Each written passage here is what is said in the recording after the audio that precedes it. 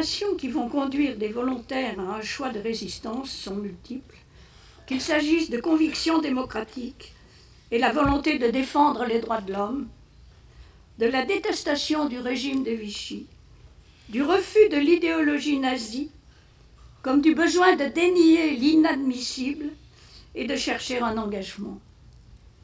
La résistance a été l'occasion d'un brassage extraordinaire d'opinions, de confrontations, et parmi ces Français, venus de convictions différentes, figurent des chrétiens nombreux, catholiques et protestants.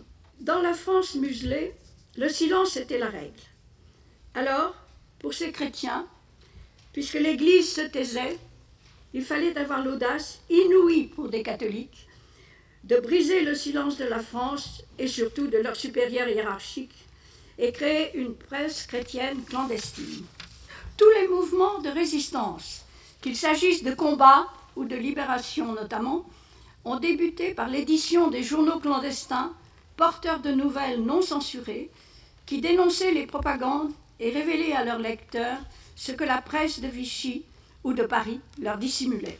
Ils connaissaient le terrible danger de l'idéologie nazie, antisémite, antichrétienne, comme sa volonté de dominer le monde en lui opposant sa loi.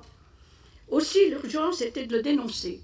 D'où le premier cahier du témoignage chrétien, sorti en novembre 1941, avec le titre claironnant « France prend garde de perdre son âme », où le rédacteur de ce cahier expliquait que l'Allemagne, qui était notre ennemi, n'était plus l'Allemagne de 1914, mais était l'Allemagne nazie. Pour tous, la résistance a débuté par l'écriture, a débuté par le verbe. Nous avons été accueillis ce matin par le président Debré, et c'est son père que je vais citer, car il écrivit, Michel Debré. Les cahiers du témoignage chrétien doivent leur existence à un homme, le révérend père Chaillet, dont l'histoire de France mérite de conserver le nom, tant il a compté dans la résistance spirituelle au poison nazi. Ce fut un homme de grand courage. Franc-comtois et ardent patriote, témoin à Vienne quelques mois après l'Anschluss d'une ignoble chasse aux Juifs, le jésuite opta dès son retour en France en décembre 1940 pour un engagement dans la résistance. L'équipe des rédacteurs, les responsables, les diffuseurs des cahiers du courrier du témoignage chrétien, dont je fut une équipe jeune. Plus de la moitié des résistants avaient moins de 40 ans, et la proportion d'étudiants et d'étudiantes, membres des mouvements d'action catholique, était très importante. Les 13 brochures éditées par le témoignage chrétien et les 12 courriers sont les textes clés de la résistance spirituelle. Un exemple, le cahier antisémite, brochure de 32 pages diffusée en juin 1942, a révélé toutes les lois et mesures publiées contre les Juifs en France.